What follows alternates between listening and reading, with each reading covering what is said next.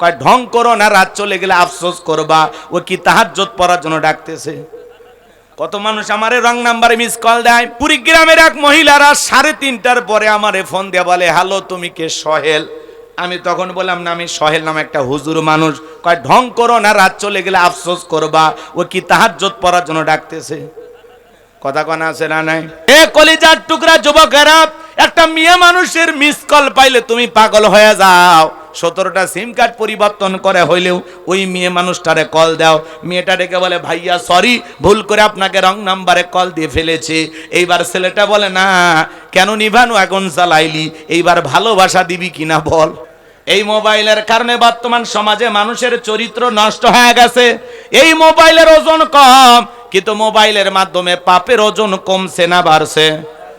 কথা কন না কাপ। মোবাইল আমাদের জীবন যৌবন খায় ফেলে দিল, যুবকদের মেধা খাইলো। এখন আবার অনলাইনে যদি ক্লাস শুরু হয়ে যায়, আমাদের ছোট ছোট তরুণ কমলমতি বাচ্চাদেরকেও খায়া ফেলে দেবে। প্রত্যেকটা অভিভাবক বলতেছে সরকার যে অনলাইনে ক্লাস চালু করতে চায়, দরকার নেই। ছোট ছোট বাচ্চা পর্যন্ত বলতেছে স্কুলে গেলে 50 জন 40 জন 30 জন এক জায়গায় বসে একটা ফ্যান চলবে। আর অনলাইনে ক্লাস হলে এই 40টা 50টা বাচ্চা ঘরে ঘরে বৈশা বৈশা এক একটা ঘরে এক একটা ফ্যান চলবে। কথা কোন ঠিক কিনা? অনলাইনে ক্লাস করতে হঠাৎ করে বিদ্যুৎ চলে গেলে, ওয়াইফাই লাইন চলে গেলে বাচ্চারা ক্লাস করবে কেমনে? এই জন্য প্রত্যেকটা অভিভাবক, ছোট ছোট শিশুরা পর্যন্ত বলতেছে আমরা অনলাইনে ক্লাস করতে চাই না। এই হাসিনার গেম আর বাংলাদেশে চলবে না। অনলাইনে ক্লাস না কইরা বাচ্চাদের পড়াই বন্ধ থাক, তাও ভালো। কথা কর। ছোট ছোট বাচ্চারা বলতেছে এই সরকার কেন এইগুলো বলতেছে আমরা জানি না। ছোট্ট বাচ্চার ইন্টারভিউ শুনছে, এই যে মোবাইলটা ওই জায়গায় আছে, এই জায়গায় চালু করে দিলে আপনারা টের পাইতেন। ছোট্ট একটা বাচ্চা যে সুন্দর কথা বলছে সাংবাদিকদের সামনে, আমি হতভম্ব হয়ে গেলাম যে এই ছোট্ট বাচ্চার মাথায় এই বুদ্ধি আসলো, আর শিক্ষামন্ত্রী এটা বুঝলো না। কথা কন। প্রত্যেকটা বাচ্চা যদি বাড়িতে থেকে অনলাইনে ক্লাস করে, বলতেছে একটা পরিবারে 4 জন 5 জন বাচ্চা, একটা পরিবারের অভিভাবকের পক্ষে তো 4-5টা ফোন কেনা সম্ভব না। তাহলে কি সরকার কিনে দিবি ফোন? কথা কন নাকি আপনারা?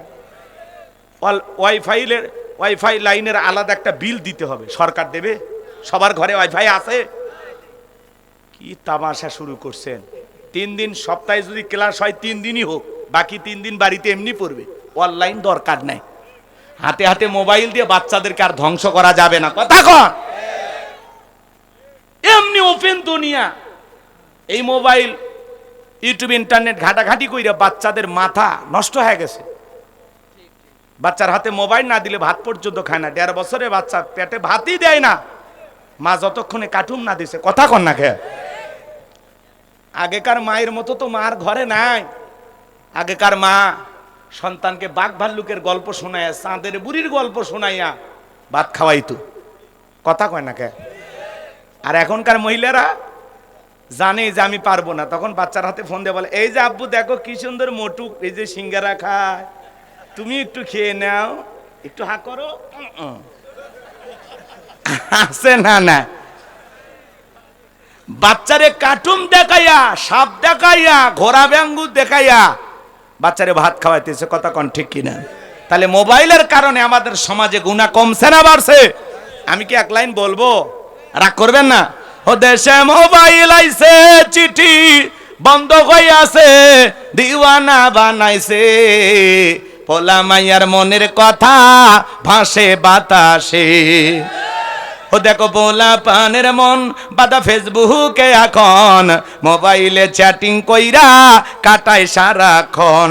এই মোবাইল পাইয়া দেখো মদনের মাইয়া, এই মোবাইল পাইয়া দেখো রমজানের মাইয়া কি কাণ্ড ঘটাইছে, স্বামী সংসার রাইখা নাকি পালায়া গেছে। 2 বাচ্চার মা 4 বাচ্চার মা পরকীয়া প্রেম করে আরেকটা ছেলের হাত ধরে পালিয়ে যায়।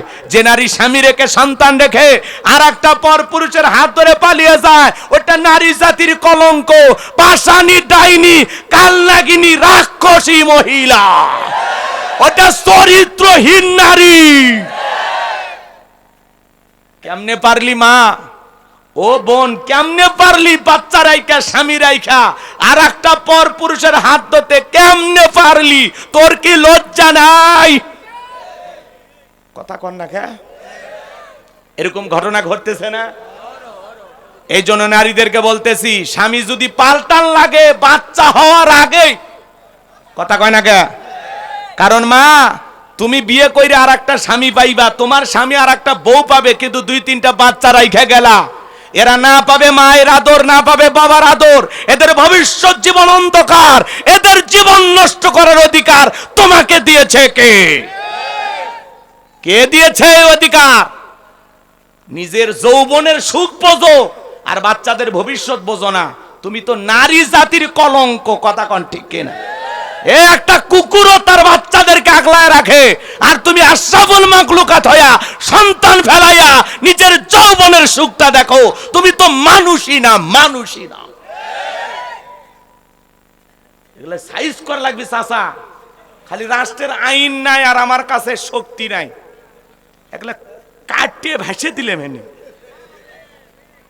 হ্যাঁ, এত রাগ হয় মনে হয় কাটে কাটে ভাগা দেই, ভাগা দেই। কথা করছে না রে, কোটি ওয়াজ করবে না। হ্যাঁ, কথা ঠিক আছে না? না পরকীয়া আছে না নাই? এটি আমি এত সাহস নিয়ে কেন কথা বলি? আমি পাশে নানা বসে আছি, আপনার বুঝিচ্ছেন না? আমি কি এমনি কই? নানার সাহসে কই? রাগ করতেছেন?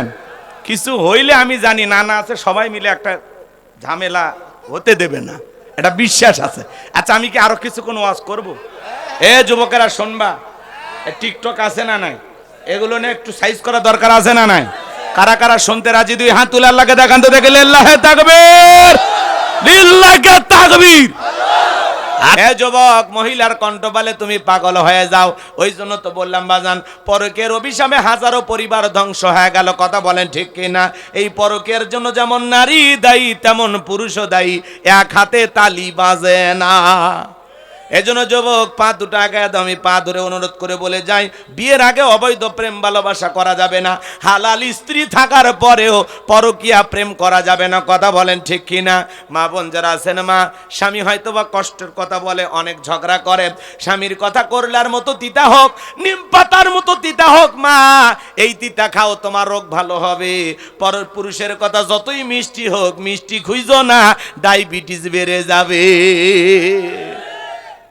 স্বামীর সাথে রাগ হবে, অভিমান হবে, কথা কাটাকাটি হবে, নানান কিছু হবে। তারপরে স্বামী এক সময় আবার বুকে জড়ায় আদর করবে। কথা বলেন ঠিক কিনা?